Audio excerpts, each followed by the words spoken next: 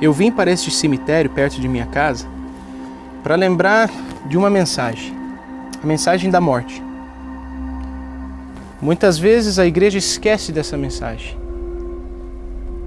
Assim como uma semente, que se não morrer é incapaz de gerar fruto, assim também quem não morre é incapaz de ter vida. A geração de hoje está deixando de viver uma vida plena em Cristo Jesus, com foco na eternidade, para viver uma vida fútil, com foco em coisas temporárias e passageiras. O mundo de hoje perdeu seus referenciais. Já não sabemos mais qual é o papel do homem, qual é o papel da família, qual é o papel da igreja e, por que não dizer, qual é o papel do cristão nesses dias de hoje. Existe algo de muito errado no que chamamos Evangelho do Reino de Deus. Muitas vezes confundimos com o Evangelho do Reino dos homens, ou às vezes do reino da igreja, para benefícios próprios e benefícios de pessoas. Mas temos que lembrar que o Evangelho do Reino de Deus é para o benefício e para a glória dele mesmo. É por falta de viver essa mensagem da morte que muitas pessoas estão entendendo esse Evangelho errado.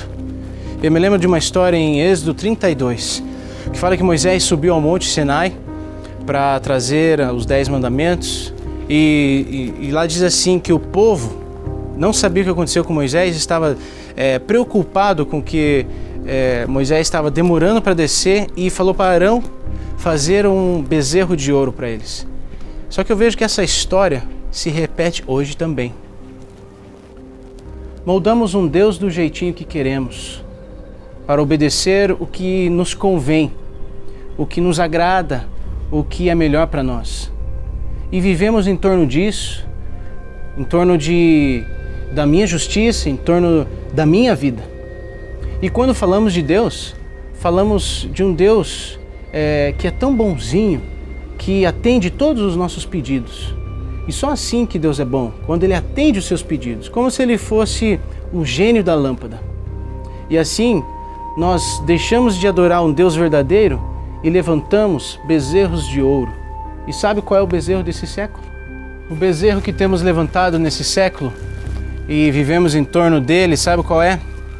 É a conquista, é o bem-estar, é a vitória, a prosperidade, é as minhas necessidades.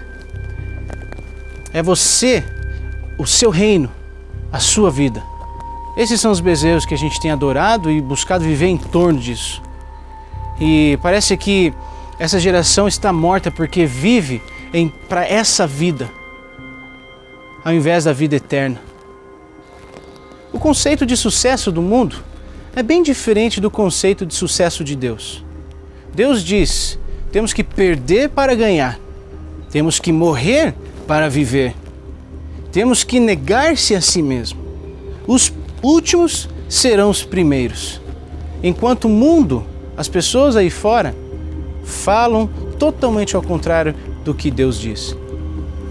Em Mateus 19, 29 diz: e todos os que tiverem deixado casas, irmãos, irmãs, pais, mães, filhos e campos, por minha causa, receberão 100 vezes mais e herdarão a vida eterna. Falar de morte, sacrifício, negar-se a si mesmo, são coisas muito negativas. As pessoas não gostam de ouvir isso e muitos não gostam de falar nesse assunto. Por isso que as igrejas não pregam mais sobre isso, porque não dá ibope, não enche auditório. As pessoas não querem ouvir sobre isso. Mas foi exatamente isso que trouxe o Evangelho das Boas Novas até você. Foi através de pessoas que entenderam que precisavam se sacrificar. Pessoas que entenderam que precisavam morrer para que hoje você pudesse viver. Pessoas que entenderam que negar-se a si mesmo era necessário. E por causa deles, o Evangelho está vivo até hoje. Em Marcos 8, 31 em diante, relata a dificuldade quando Jesus fala sobre esse assunto aos seus discípulos. Veja aqui comigo. Então ele começou a ensinar que era necessário que o Filho do Homem sofresse muitas coisas e fosse rejeitado pelos líderes religiosos, pelos chefes dos sacerdotes e pelos mestres da lei, fosse morto e 3 dias depois ressuscitasse. Ele falou claramente a esse respeito. Então Pedro, chamando-o à parte, começou a repreendê-lo. Imagina essa cena. Pedro repreendendo Jesus. O que você está falando? De morte sobre morte? O que é isso? Jesus, porém, voltou-se a ele e aos seus discípulos e repreendeu Pedro, dizendo: para trás de mim, Satanás, você não pensa nas coisas de Deus, mas nas coisas do homem. Aqui está bem claro. As pessoas que têm dificuldade de entregar a sua vida, negar-se a si mesmo e aceitar Jesus como seu Senhor e Salvador, elas têm dificuldade de fazer isso, sabe por quê? Porque estão pensando demais nessa vida aqui. Estão pensando nas coisas que eu vou ter que deixar para trás, nos amigos que eu vou ter que mudar.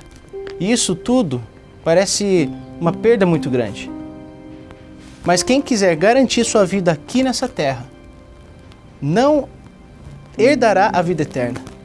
E quem quiser garantir a vida eterna, perderá o controle da vida aqui nessa terra. Porque quem controla a nossa vida aqui não é nós, não é você, mas é Deus. Essa é a matemática de Deus. Esse mundo precisa de pessoas como Sadraque, Mesaque e Abdenego. Pessoas que negaram se prostrar diante de um bezerro de ouro. A vida é para os que creem. E os que creem não têm medo da morte. E você? Está pronto para morrer? Morrer para si mesmo? Morrer para as coisas deste mundo? Essa vida não vale a pena ser vivida se não for vivida para Deus. Então ele chamou a multidão e os discípulos e disse: se alguém quiser acompanhar-me, negue-se a si mesmo e toma sua cruz e siga-me. Pois quem quiser salvar a sua vida, a perderá. Mas quem perder a sua vida por minha causa e pelo Evangelho, a salvará. Pois que adianta o homem ganhar o mundo inteiro e perder a sua alma? Ou o que o homem poderia dar em troca de sua alma?